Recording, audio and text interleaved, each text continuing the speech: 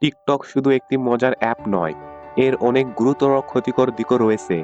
এই প্ল্যাটফর্ম আমাদের জীবনে বিপর্যয় সৃষ্টি করতে পারে। কিভাবে? চলুন আজ সেই বিষয়গুলো তুলে ধরা যাক। টিকটক একটি আসক্তিকর প্ল্যাটফর্ম। আমরা এখানে বিনোদন পেতে আসি। কিন্তু সেই আনন্দের মাঝে কখন এটি আমাদের জন্য ক্ষতিকর হয়ে ওঠে তা আমরা টেরই পাই না। ঘন্টার পর ঘন্টা সময় কেটে যায় স্ক্রল করতে। নাম্বার 1, সময়ের অপচয়।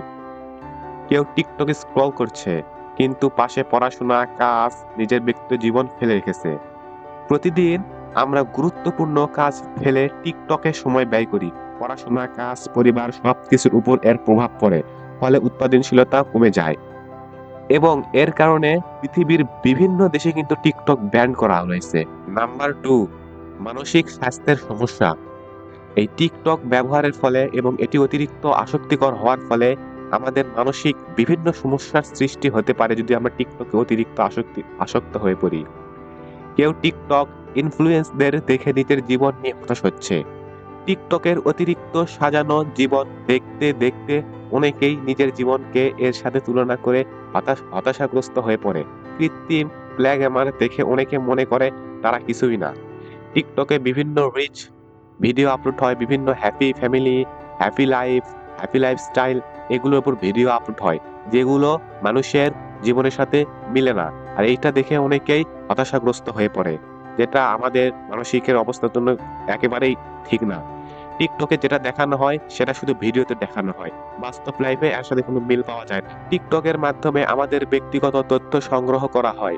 এই তথ্য কিভাবে ব্যবহার করা হয়? তথ্য সংগ্রহ, নিরাপত্তা ঝুঁকি। আসলে এটা আপনি যাই বলেন, এই পৃথিবীতে যতগুলো বড়, বড় সোশ্যাল মিডিয়া অ্যাপস রয়েছে, অ্যাপ্লিকেশন রয়েছে, ওয়েবসাইট রয়েছে যেমন Facebook, Instagram, YouTube, Google, এগুলো সবই কিন্তু আপনার ব্যক্তিগত তথ্য সংগ্রহ করে এবং এই তথ্যগুলো তারা বিভিন্ন কোম্পানির কাছে বেচে দেয়।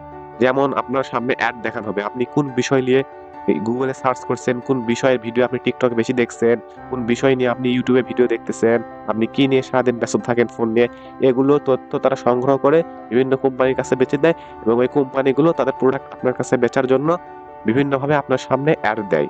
সমস্যার সমাধান। এই সমস্যার সমাধান কিভাবে করবেন? নির্দিষ্ট সময় নির্ধারণ করুন।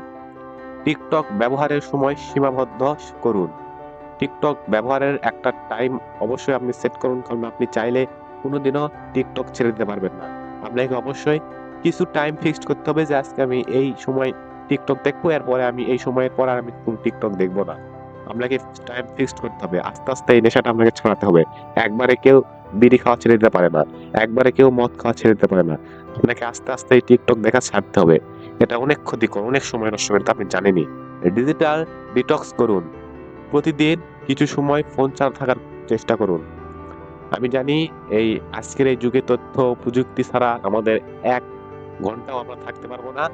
আপনি চাইলে কিছু সময়ের জন্য টিকটক ব্যবহার করা থেকে বিরত থাকার চেষ্টা করুন। আস্তে, আস্তে আপনি টিকটক ছাড়তে থাকুন। এটা আপনাকে নিজেকে ছাড়তে হবে। এটা এরকম আপনাকে বুঝিয়ে ছাড়ানো যাবে না। আপনাকে নিজেই কিছু একটা করতে হবে। নিরাপদ ব্রাউজিং করুন। টিকটকের প্রাইভেসি সেটিং আপডেট করুন যাতে আপনার তথ্য সুরক্ষিত থাকে। বিভিন্ন অ্যাপ্লিকেশন কিন্তু তাদের অ্যাপ্লিকেশনের মধ্যে সেটিং দেয় যে আপনি চাইলে আপনার তথ্যগুলো তারা ব্যবহার করতে পারবে না। আপনি এরকম করতে পারেন আপনার টিকটক অ্যাকাউন্টে। আপনি বিভিন্ন টিউটোরিয়াল ভিডিও দেখে আপনার টিকটকে সেটিং করে নিতে পারেন। টিকটক একটি মজার প্ল্যাটফর্ম, কিন্তু যদি এটি সঠিকভাবে ব্যবহার না করা হয় তাহলে এটি হতে পারে আপনার জীবনের সবচেয়ে বড় বিপদ। আপনার সময়, স্বাস্থ্য এবং নিরাপত্তা আপনাকে রক্ষা করতে হবে। ভিডিওটি যদি উপকারী মনে হয় তাহলে অবশ্যই লাইক, কমেন্ট ও শেয়ার করুন। আর টিকটক ব্যবহারের বিষয়ে আপনার মতামত কি কমেন্টে জানান।